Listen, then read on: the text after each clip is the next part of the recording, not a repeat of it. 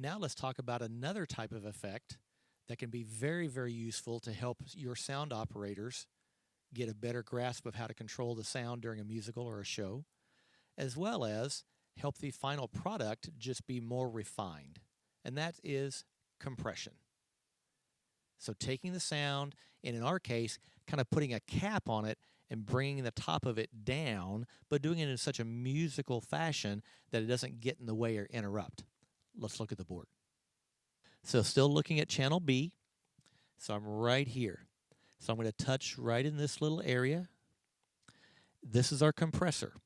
Notice it's not green, so it's not on. So I'm going to turn it on. This lights up. We see the signal coming in. It says in right here. This is the overview of our channel. This is channel B that I'm working in right now. So this is the channel. This is what's going to be affected. The ratio, how much of a change, how much adaptation. Attack, how fast do you want it to happen? This is 14 milliseconds. That's pretty fast.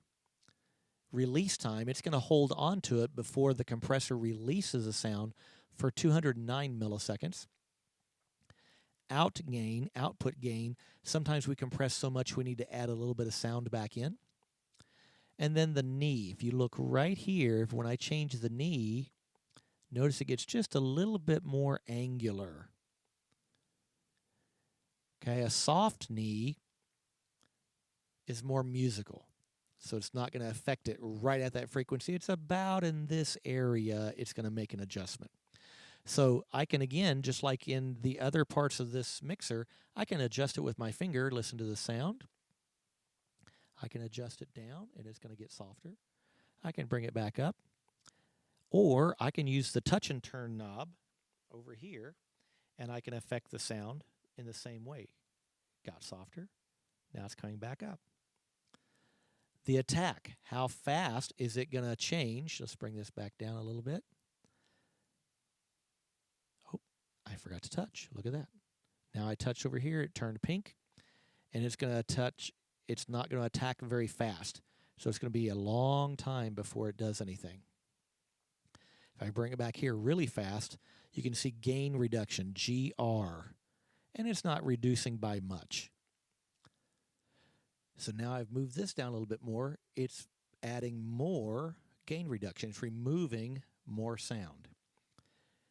And I can put the release very, very long. And notice it's really going to keep that gain down longer. And that's a good thing. That makes it more musical usually. But you don't want to go too crazy with that. I keep it in that area so it opens back up again because you don't want to miss anything that maybe they get really loud for a second and then they get really soft. And if that gain reduction is over here, the release time is much longer, you may miss those soft words.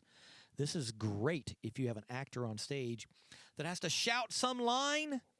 This will keep it under control, and all of a sudden your sound operator doesn't have to grab the fader and bring it down or react quickly or maybe even miss it. The actor can still yell on stage, and it's not going to pin the audience to the back wall. So then we have the ratio. I usually use about a 2.5 to a 3 ratio, anywhere in there. If you go crazy with that, notice it becomes very flat. That's what's known as a limiter. It will not go above that sound. If you give it some flexibility here, they still have dynamic contrast. It'll sound musical, but it doesn't sound fake and contrived. That, my friends, is compression.